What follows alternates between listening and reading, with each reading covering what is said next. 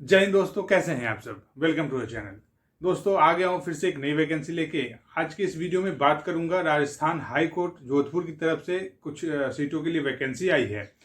ये जो सीटें हैं मेनली जूनियर जुडिशियल असिस्टेंट की सीट है, जूनियर असिस्टेंट की सीट है एंड कलर ग्रेड 2 की सीटें हैं।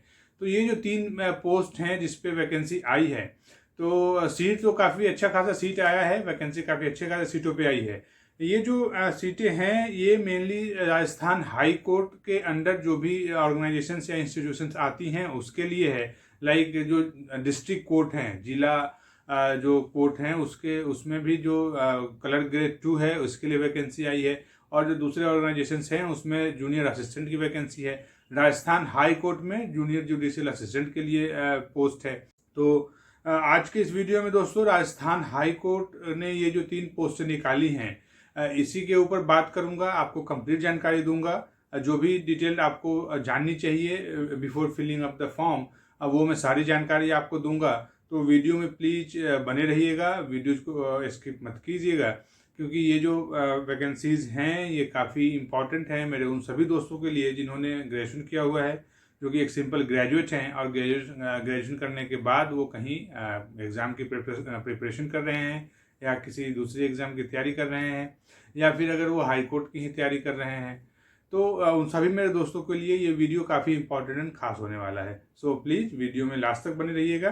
एंड आप सभी मेरे दोस्तों से एक रिक्वेस्ट है कि अगर आपने चैनल को सब्सक्राइब नहीं किया है तो चैनल को सब्सक्राइब कर लीजिए, ताकि ऐसी important and most awaited vacancies जो हैं गवर्नमेंट की वो मैं आप तक ईजिली पहुंचाता रहूं और आप कोई भी वैकेंसी मिस ना कर पाएँ। इस नोटिफिकेशन का जो PDF लिंक है, इसका जो अप्लाई लिंक है, ये मेरे डिस्क्रिप्शन में होगा। आप पहले अच्छे से नोटिफिकेशन को पढ़िएगा, उसके बाद आप जाके अप्लाई कीजिएगा। वैसे ही अगर आपको इस नोटिफिकेशन पे कुछ भी पूछना हो, कुछ भी जानना हो, कुछ भी कन्फ्यूजन हो, तो आप बेझिझक कमेंट बॉक्स में जाइए, वहाँ पे कमेंट कीजिए। मैं यहाँ पे हूँ आपके सारे क्वेरी का आंसर देने के लिए। जब भी आप अप्लाई कीजिए पहले नोटिफिकेशन को पढ़िए, और कुछ अगर ना समझ में आए तो प्लीज़ कमेंट बॉक्स में जाइए, वहाँ पे कमेंट कीजिए। मैं यहाँ पे हूँ आपको सब कुछ बताने के लिए। तो दोस्तों चलिए without wasting any time video शुरू करते हैं एंड राजस्थान हाई कोर्ट के इस नोटिफिकेशन पे डिटेल में जानते हैं, कंप्लीट जानते हैं। So let's start the video.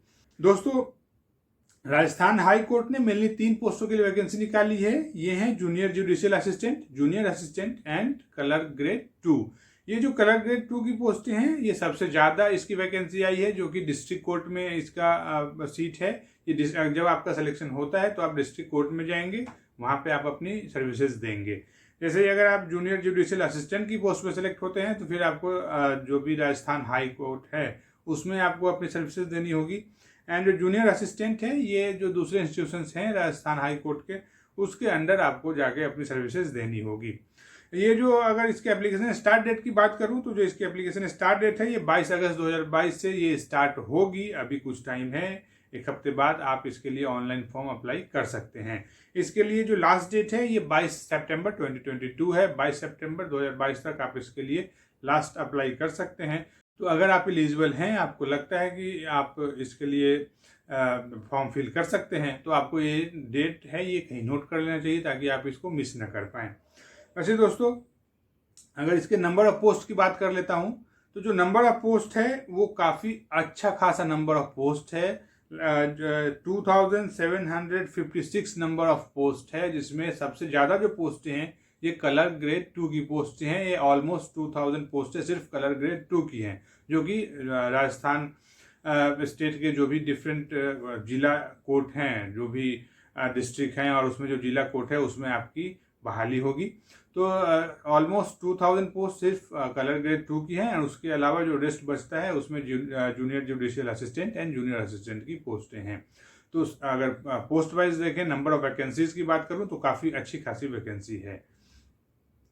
वैसे दोस्तों अगर इसके एज की बात कर लेता हूं, तो जो एज है वो मिनिमम आपकी age 18 years and maximum 40 years होनी चाहिए। ये for the category of UR या जनरल की बात कर रहा हूँ। वैसे मेरे दोस्त जो कैटेगरी में आते हैं उनके लिए इसमें रिलैक्सेशन अवेलेबल है एज पर गवर्नमेंट रूल। वैसे दोस्तों अगर इसके एजुकेशन क्वालिफिकेशन की बात कर लेता है, तो जैसे ही मैंने आपको बताया कि जो एजुकेशन क्वालिफिकेशन है ये काफ़ी बढ़िया एजुकेशन क्वालिफिकेशन है, बिकॉज इसमें कुछ भी एक्स्ट्रा नहीं मांगा गया है। तो आप एक सिंपल ग्रेजुएट होने चाहिए, चाहे आपने ग्रेजुएशन किसी भी स्ट्रीम से किया हो, किसी भी सब्जेक्ट से किया हो, डजेंट मैटर। आप एक ग्रेजुएट होने चाहिए। आपके ग्रेजुएशन में कितने मार्क्स हैं ये भी मैटर नहीं करता है, बस आप एक ग्रेजुएट होने चाहिए। और अगर आप ग्रेजुएट हैं तो आप एलिजिबल हैं, आप इसके लिए ऑनलाइन जो फॉर्म है वो फिल कर सकते हैं एंड एग्ज़ाम दे सकते हैं, और एग्ज़ाम दे के आप एक नौकरी ले सकते हैं।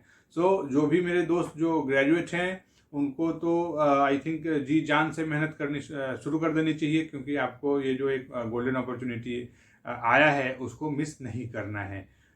आप प्रिपरेशन कीजिए और एक जो जॉब है, एक पोस्ट है इसमें से वो आप ले लीजिए। चलिए दोस्तों, एजुकेशन क्वालिफिकेशन में आप एक ग्रेजुएशन होने के साथ साथ आपको एक जो भी कंप्यूटर है उसका एक बेसिक नॉलेज भी आपको होना चाहिए, क्योंकि जब आप एग्ज़ाम देते हैं और एग्ज़ाम देने के बाद जब आपका रिटन एग्ज़ाम वो कंप्लीट हो जाता है, आप सेलेक्ट हो जाते हैं, फिर आपको एक टाइपिंग टेस्ट देना होगा या आप एफिशिएंसी टेस्ट देना होगा।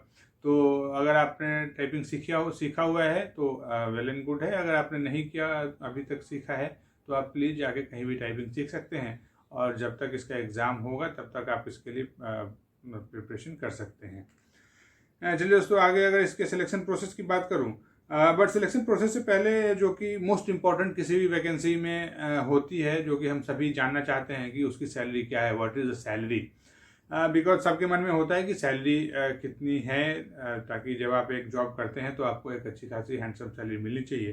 अगर इसकी सैलरी की बात करूं तो जैसे ही जब आपका सिलेक्शन हो जाता है तो फर्स्ट 2 इयर्स एक प्रोबेशन पीरियड होता है। प्रोबेशन पीरियड मतलब आप एक टेम्पररी एम्प्लॉय होते हैं किसी भी ऑर्गेनाइजेशन के। तो जो प्रोबेशन पीरियड है, प्रोबेशन पीरियड में आपकी सैलरी होगी वो 14,600 फिक्स सैलरी होगी पर मंथ।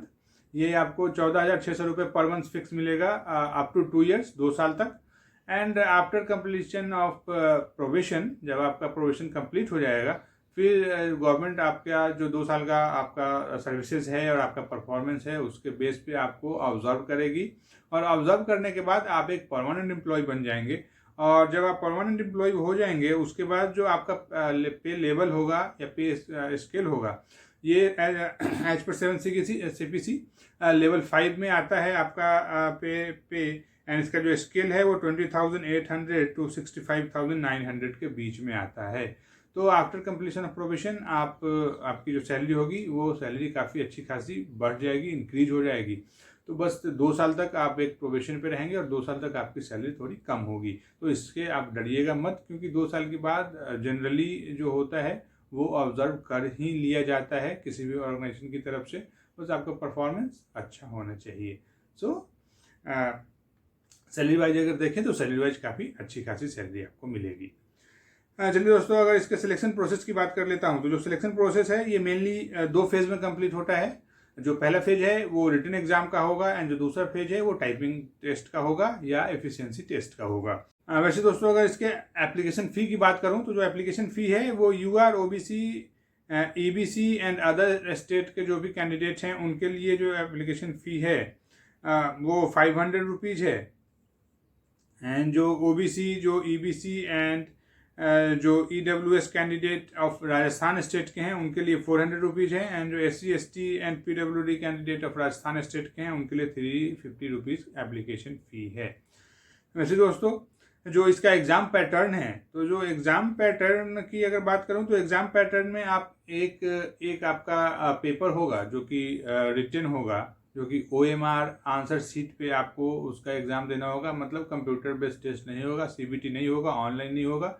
ये जैसे आप पहले OMR शीट पे वो सर्कल करके उसको वो करना होता था, ब्लैक करना होता था, तो वैसे ही OMR शीट पे ये होगा। मतलब पेन पेपर मोड का ये एग्ज़ाम होगा, जिसमें हिंदी पूछा जाएगा। हिंदी के लिए 50 क्वेश्चन पूछा जाएगा 100 मार्क्स का। उसके बाद इंग्लिश पूछा जाएगा जो कि 50 क्वेश्चन होगा इंग्लिश का 100 मार्क्स का।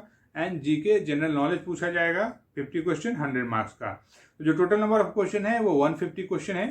जो total number of maximum marks है वो 300 है। एंड इसके लिए जो टाइम आपको मिलेगा वो 2 आवर का टाइम दिया जाएगा। 2 घंटे में आपको 150 क्वेश्चन सॉल्व करना है। और जब आप ये सॉल्व करते हैं तो एक चीज़ नोट कीजिएगा कि इसमें कोई भी नेगेटिव मार्किंग नहीं है। ये खुशी की बात है, मेरे लिए भी खुशी की बात होती थी जिसमें नेगेटिव मार्किंग नहीं होता था।